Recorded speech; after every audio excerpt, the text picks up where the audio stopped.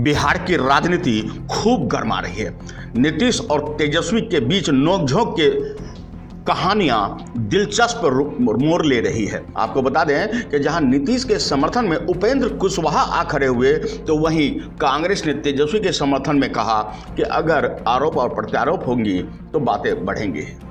अब इन सब के बीच में एक नया कदम चिराग पासवान का उठा है। आपको बता दें कि बिहार चुनाव में केवल एक सीट जीत दर्ज कर चिराग ने कुछ खास नहीं किया, लेकिन अपने पापा के कदम पर चलते हुए उन्होंने भविष्यवाणी कर दी है कि 5 साल तक यह सरकार नहीं चलेगी।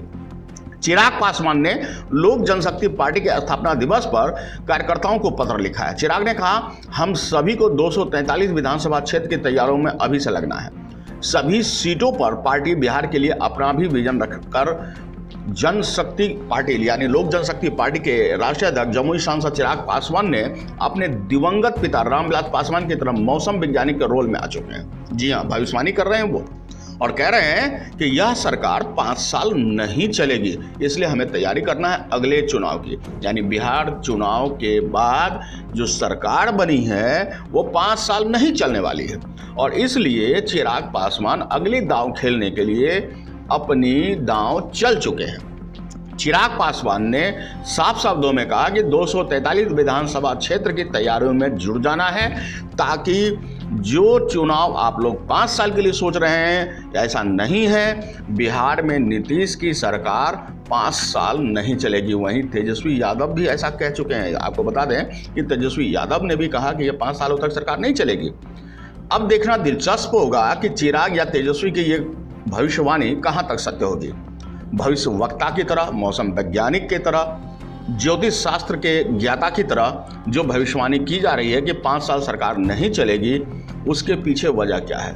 एक वजह यह भी है कि इन लोगों की अपनी हार हुई है जिसे वे स्वीकार नहीं कर रहे हैं। दूसरी तरफ नीतीश की अपनी वोट प्रतिशत और उनका सीटों का प्रतिशत घटा है।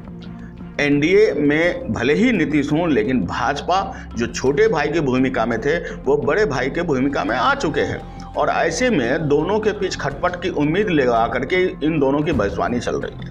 आपको बता दें कि चिराग ने कहा कि पार्टी को 24 लाख वोट और लगभग 6% मत मिले हैं। अब विस्तार को दिखाना है। बिहार में पार्टी ने बिहार फर्स्ट, बिहारी फर्स्ट का एक विजन दिया था, इसके साथ कोई समझौता नहीं किया जाएगा।